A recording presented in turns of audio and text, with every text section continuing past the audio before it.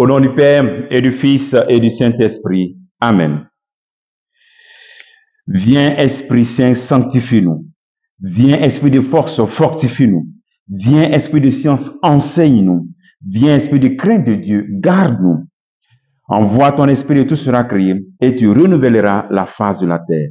Bien-aimés dans le Christ, en ce 18 décembre, la parole de Dieu qui nous est proposée, extraite de Matthieu chapitre 1er, versets 18 à 24.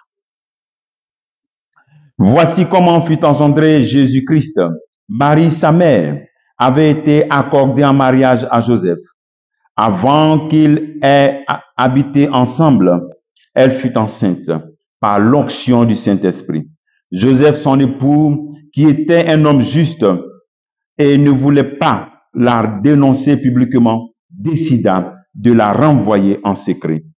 Comme il avait formé ce projet, voici que l'ange du Seigneur lui apparut en songe et lui dit, « Joseph, fils de David, ne crains pas de prendre chez toi ton épouse, puisque l'enfant qui est engendré en elle vient de l'Esprit Saint. Elle enfantera un fils et tu lui donneras le nom de Jésus, c'est-à-dire le Seigneur sauve, car c'est lui qui sauvera son peuple de ses péchés. » Tout cela est arrivé pour que soit accomplie la parole du Seigneur prononcée par le prophète. Voici que la Vierge concevra et elle enfantera son fils. On lui donnera le nom d'Emmanuel, qui se traduit Dieu avec nous. Quand Joseph se réveilla, il fit ce que l'ange du Seigneur lui avait prescrit. Il prit chez lui son épouse. Acclamons la parole de Dieu. Louange à toi, Seigneur Jésus. Bien-aimé dans le Christ, le premier appel que le Seigneur fait en ce jour, c'est de contempler Joseph. Joseph, un homme silencieux, juste et chaste. Et dans la méditation, je découvre que vraiment, Joseph n'a pas touché Marie. Joseph n'a pas touché Marie. Parce que regardez un peu, lorsqu'on voit que Joseph constate la grossesse de Marie, et donc c'est comme s'il est trahi. Il est victime d'une trahison. Il est victime d'une trahison, mais il ne veut pas faire du mal à quelqu'un qui l'aurait trahi. Non. Non. Il décide de ne pas faire du mal. Joseph n'a pas touché Marie. Joseph n'a pas connu le corps de Marie. Et donc, Joseph t'appelle aussi à pardonner à ceux qui te trahissent, à rentrer dans le pardon parce que tu es un disciple du Christ. Mais Joseph n'a pas touché Marie parce que, en plus, non seulement il n'a pas fait cela, mais il voulait la renvoyer en secret. Il ne veut pas gâter son nom. Celle qui est enceinte sans que les deux soient allés ensemble. Et ensuite, voici qu'il reçoit la visite de l'ange. Deuxième chose, c'est une personne qui respecte l'autre. Un. Deux, il voit une réalité céleste, un ange qui vient lui parler. Et puis qui lui dit que c'est l'Esprit Saint qui l'a couvert de son nom, l'enfant l'a vu de l'Esprit Saint. Est-ce que vous pensez que Joseph peut toucher ce corps-là? Ce corps qu'il a respecté, même si ce corps l'avait trahi. Deuxième chose, ce corps par où l'Esprit Saint est passé.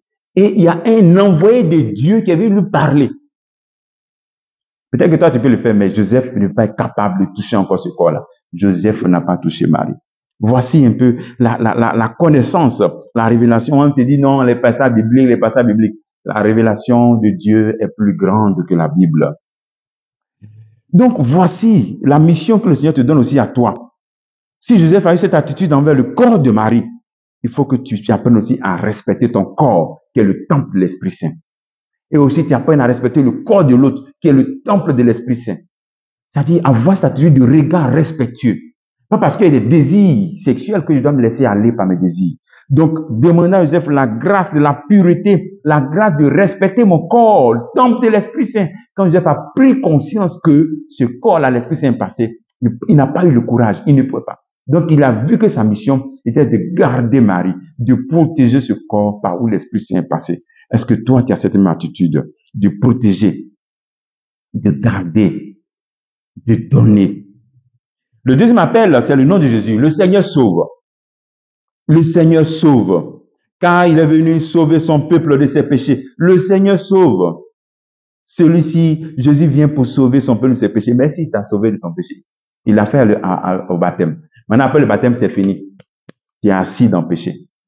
Tu ne veux pas voir le Seigneur pour qu'il te continue de te sauver dans le péché. À chaque célébration eucharistique, le mystère de la rédemption se manifeste. À chaque célébration du sacrement de la réconciliation, le Seigneur veut te sauver de ton péché. Il est venu pour ça. Toi, tu as peut-être parlé de Noël, mais peut-être que tu as fait confession pour Noël. Après, c'est fini. Jusqu'en Pâques, quand même.